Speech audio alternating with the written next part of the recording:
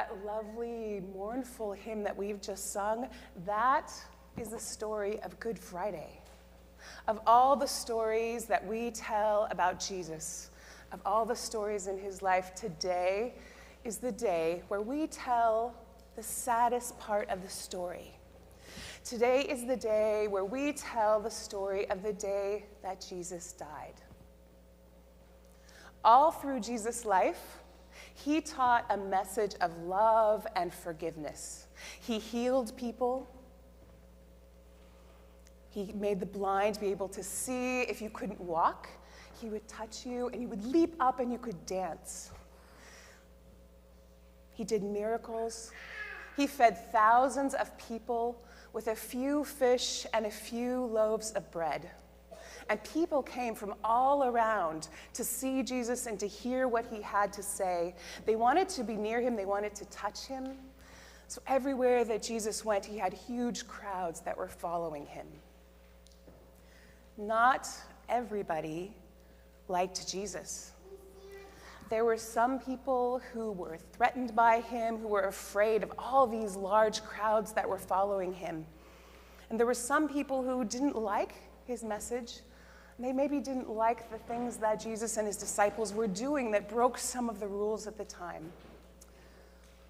Basically, these people wanted Jesus to be gone. So they set about putting a plan in place to get rid of Jesus. With the help of a man named Judas, who had been one of Jesus' closest friends, they found a way that they could arrest Jesus without lots of crowds around. So one night, at the darkest part of the night, they found Jesus praying, and some of his friends were there, but it was so late that they had fallen asleep. So they came with swords, and they arrested Jesus, and they took him away. And his friends were so scared and sad, they fled. So Jesus was alone, and he goes with them, and they put him on trial. And this is a hard part. They hurt Jesus. They made fun of him. They put him in a royal purple robe and put a crown of thorns on his head. And they said, "Don't you say that you are the king of the Jews?" And finally, when they were done, they nailed his hands and his feet to a cross, and they left him there to die.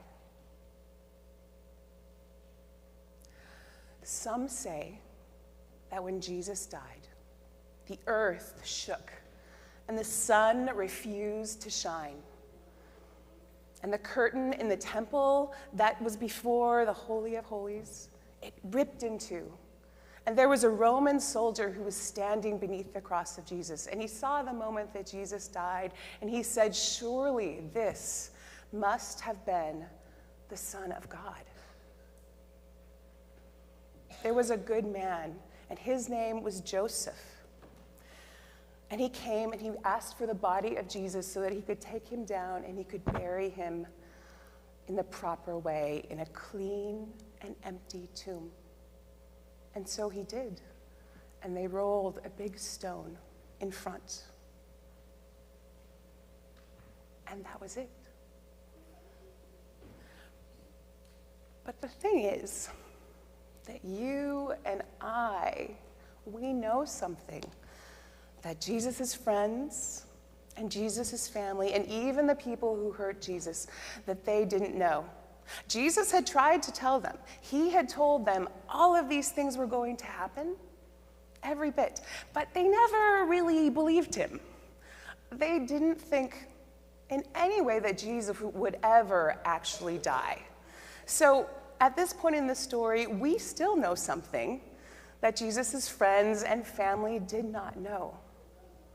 What you and I know, we know that this is not the end of the story. And more than that, we know that what happens next is amazing. All through Lent and through Holy Week, we are telling the story of Jesus, and we're listening to the story of Jesus. But what happens next It means that you and I, we step inside the story of Jesus. We go from outside, turning the pages, reading the story of Jesus, to being inside. We are inside the story of Jesus, and we are there with everyone who has ever been there, which means that Jesus is there with us also. If you ever are feeling sad or afraid, or if someone is making fun of you, know that Jesus knows exactly what that feels like. And Jesus is there with you. Because we are inside the story of Jesus, you are always loved, and you are never alone. When we tell the story of Jesus, today is the day that we talk about the day that Jesus dies, and it's important for us to remember that. But beside that, we know that what happens next changes everything.